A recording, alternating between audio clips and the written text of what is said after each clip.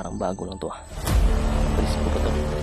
Ito, pwede ikutin ito mali. Sabi nga nabanggit niya na. Bumalik na lang sa kampo! Huwag ginabot! Kanina na ako! Yun, what's up tol? Isang mapagpalang hapon po sa lahat po dyan. Welcome back ulit po sa ating YouTube channel po. Salamat palagi sa walang sawang suporta talaga sa amin, sa akin at sa buong Team Pogi po. Ito pa rin po ako ngayon, patuloy sa paghahanap kung saan hinahanap ko talaga yung mga kasamahan ko. Nagkahiwalay kami. Yung mga tol, talagang nagamit ko po yung pinaka-importante na binigay ni Lolo Ambo sa akin na ibang klaseng kapangyarihan at agimat po. Pinagkaloob niya po talaga sa akin yun. Hindi ako nag-expect mga tol. Ganun pala yung kalabasan at resulta nung kapangyarihan na yun. Nagamit ko. Parang yung kalaban tuloy, parang nakakatawa tuloy. Kasi nung ginawa ko yun, hindi ako makapaniwala na talagang napaka-epektibo po. Success na nagawa ko at nagamit ko at napaglaruan ko yung kalaban. Yun mga tol, maganda po talaga yun sa na gagamitin ko pag may mga kasamahan ako makita na kailangan kong iligtas o ano man yung dapat gawin ko, magagamit ko po siya pangangailangan po. Baka sakali na may mangyari sa akin o ano man yung mga mangyayari sa buong paglalakbay ko, hindi na po ako basta-basta na mahuli o makita ng kalaban. Depende po sa sitwasyon po mga tol, ano yung sitwasyon. Basta alam ko sa sarili ko na may lamang na ako sa kalaban, may lamang na ako sa kanila. Mataas-taas na yung lamang ko, malaki-laki na yung lamang ko. So, sa akin mga tol, sa ngayon ay talagang nahirapan ako mga tol sa aking pag-iisa. Sa kalanos-lanos na nangyari sa amin ba. Hindi ako makapaniwala na ganun yung nangyari sa amin. Pero alam ko po mga tol, pagsubok po ito sa amin. Talagang sinadya siguro ng panahon o ng Panginoon na ganito para masubok ko rin yung sarili ko ba. Masubok ko rin yung bagong binigay ni Lolo Ambo sa akin na ibang kapangyarihan, ibang agimat, ibang birtud. Nung nagamit ko mga tol, medyo nanghina yung katawan ko kasi parang nabigla yung katawan ko mga tol. Hindi ko alam na kailangan pa pala na i-master pa siguro yun para o kailangan ng saktong lakas, kondisyon sa katawan para magamit ko talaga ng hindi ako nanghina. Bago lang kasi nabigay ng Lolo sa akin at trinay ko ba, tinisting ko kung talagang napaka-power talaga. Pero yun na patunayan at pag ko nagawa ko talagang iba, mas malakas pa sa tagulilong mga tol, mas malakas pa sa ganun na kapangyarihan. Tagulilong parang mataas pa siya sa manskat tagulilong ba. Naramdam ko sa sarili ko na pag magamit ko yun ay sobrang lakas, sobrang init ng katawan ko pag magamit ko. At talagang yung kalaban ay pwede kong paglaruan, ano man yung gusto ko gawin. Pero talagang mamasterin ko po ito muna mga tol bago ko gagamitin ng lubos para malaman ko rin ba kung ano yung mga bawal, kung ano yung mga bawal dito sa paggamit nito. Ngayon mga tol ay maya-maya ay maglalakbay ako ulit, magpapatuloy ko sa paglalakbay at talagang hahanap ako ng signal siguro, signal o para makapag-send ako ng location kung makasakali na makontak man yung mga kasamahan ko tulad ni Brad Remart at Bradley at saka Brad Julio. So mga tol, may nagpaabot sa akin ng mensahe. Si Brad Buds pala ay patungo na raw dito sa bundok, umakyat na rin daw. Yun yung napagkuhan ko, nalaman ko. Malaking kanyan, malaking pabor sa amin at masaya ako na nalaman ko yung ganun na umakyat na si Brad Buds.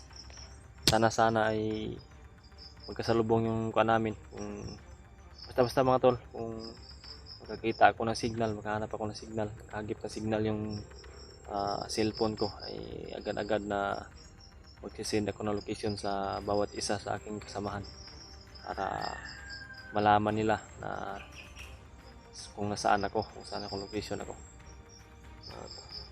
Kailangan na kontak ko rin talaga sila kasi sobrang hirap po mga tol sa paulit-ulit na sinabi ko. Kung kayo yung nasa sitwasyon na ganito,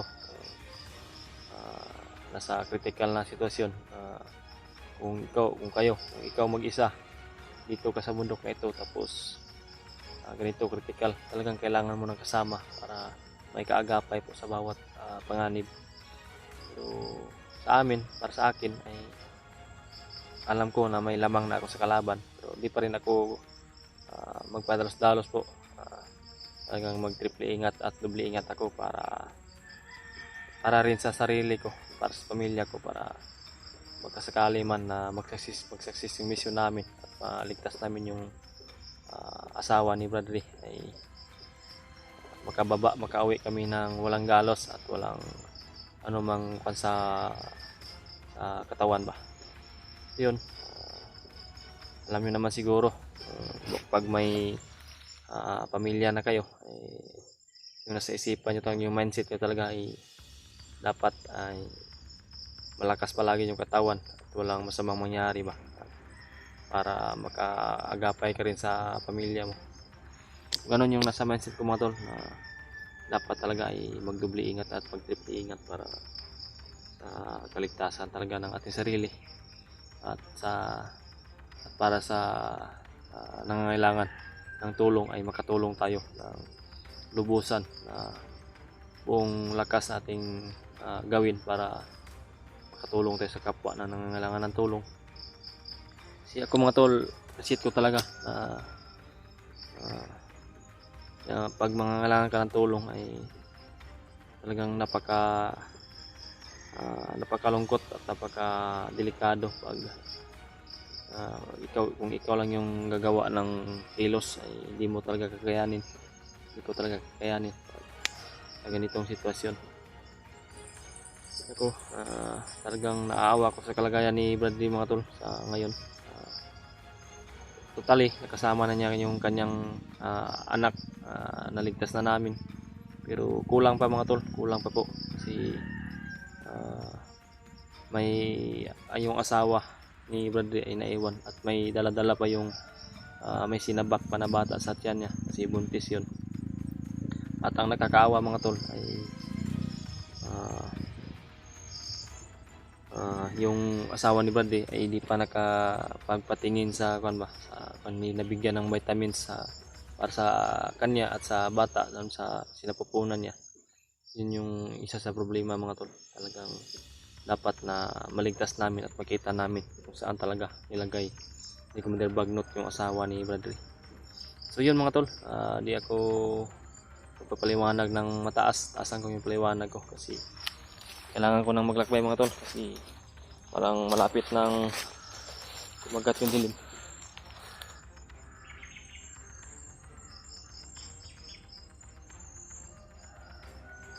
Mga narinig ako mga tol, busis ng uwak.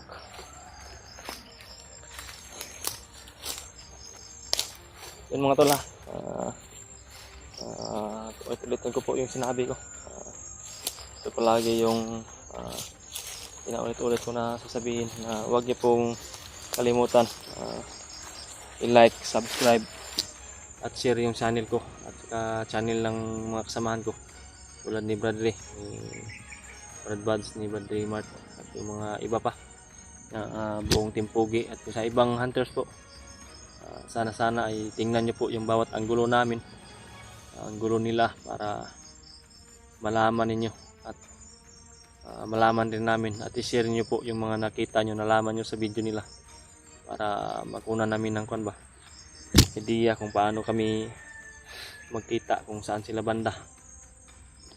At yun mga tol, ay isa pa na ulit-ulitin ko po na hihingiin sa inyo yung pagdadasal po ninyo sa amin, sa aming kaligtasan. Sana ilayo kami sa disgrasya. Kung may disgrasya man ay sana ay kakayanin namin at malagpasan namin yung mga pagsubok. Yun lang po mga tol. Shout out talaga sa inyo, sa solid supporters namin, sa solid supporters ng buong Team Pogi at sa silent viewers. Big shout out po sa inyo lahat po. At shout out ko po pala sila Tita Hilma, Mami Victoria, Ate Eche, Anisito, at kay Tita Rosie, at saka kay Ate Mirna po. Big shout out po sa inyo dyan, ate, mami. Salamat po talaga sa suporta palagi. Sana ay bigyan pa po kayo ng mataas na malaking blessing sa buhay niyo, sa darating na buhay niyo, para at ilayo din kayo sa kapahamakan. Kung saan ba kayo naroroon, sana mag-iingat din kayo po kayo palagi sa yung mga trabaho po. Kaya salamat po talaga sa suportan niyo palagi sa amin. Yun lang. At ito, napapatuloy talaga ako sa aking paglalakbay po. Ito mga tol, parang may nakita ko dito na parang bagong apak zero to ng bandido. Hindi ko alam. Alam ko na sa sarili ko mga tol na may lamang na ako sa kanila.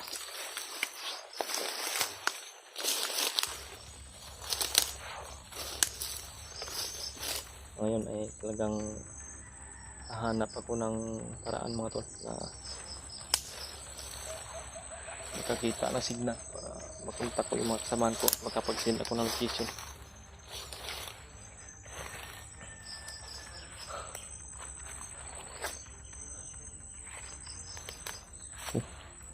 Parang bago lang to presko pa tol, pero hindi na pa kayo mangamba.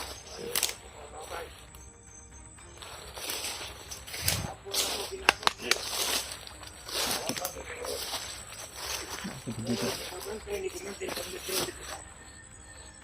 Si Commander Pagno, makakatong imo mga kauban. Mubalik na ito dito maging imong yes, imong katutuhan. Yes, sugatan nila, sugato nila. Sugato nimo sila dire, niyanas Commander Pagno. Pantaron. Nag-aantay sa kanya mga kasama daw. Huwag pagi sila mabot. Apna na lang ko. Malayo na ako sa kinaroroonan ko mga tol. Kailangan na siguro mamubalik ako dito sa Commander Sino kaya kasamahan yung mga Imo report ko. namatay niya? Sila dire nabot. Baka tinira ng mga kasamahan ko siguro. Maya daw ipasundo. Pero ni action nila kami ni. Sabi na kaligiog kinidrin na pitang lapila. Ngit na action. Hinahinay na lang siguro kung anig balik dito sa kampo.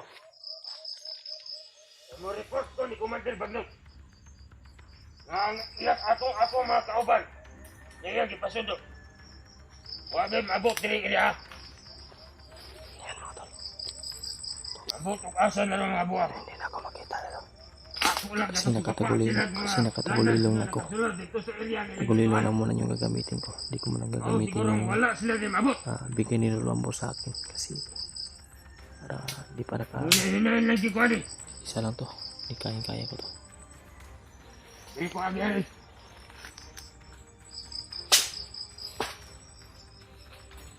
Papatayin natin to. Dili masilbi ni. Dili ko magpaabot. Maabdan ko kalit niya kali. Tingnan natin to. Pwedeng paabutin kay Commander Bagnot.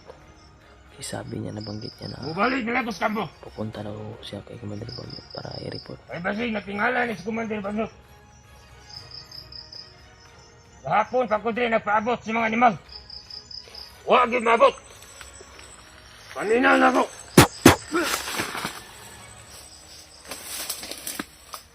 Ta. Lukot lagi ka.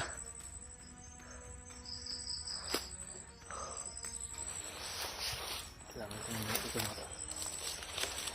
Baka may kasamahan ka itong lumating. Pero nabanggit niya na kanina na siya. Kagabi, kakahapon na siya ng antay ng kanyang mga kasamahan. At di pa na dumating. Hindi natin problema yun. Hindi na natin problema yun. Na hindi dumating yung mga kasama niya. Buti na lang na hindi dumating.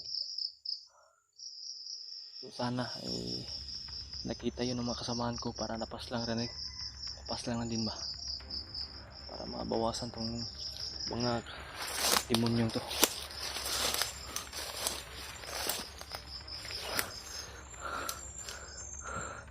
Dito siguro ako pupunta, sa kabila siguro ako pupunta. Hanap ako ng pwede kong napagtaguan mga tol kasi malapit na kumagat yung dilim mo.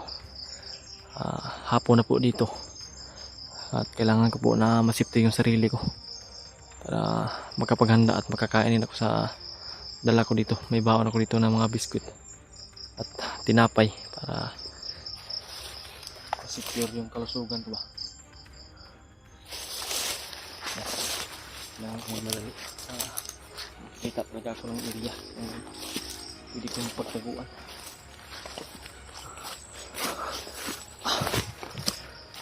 Yun mga tol, ipaabot po ito sa kasamahan ko mga tol. Andito na ako sa location ito para makita nila ba kung ano yung larawan ng area na ito para mapagkunan nila ng base po. Yun mga tol, nahanap ko lalakbay.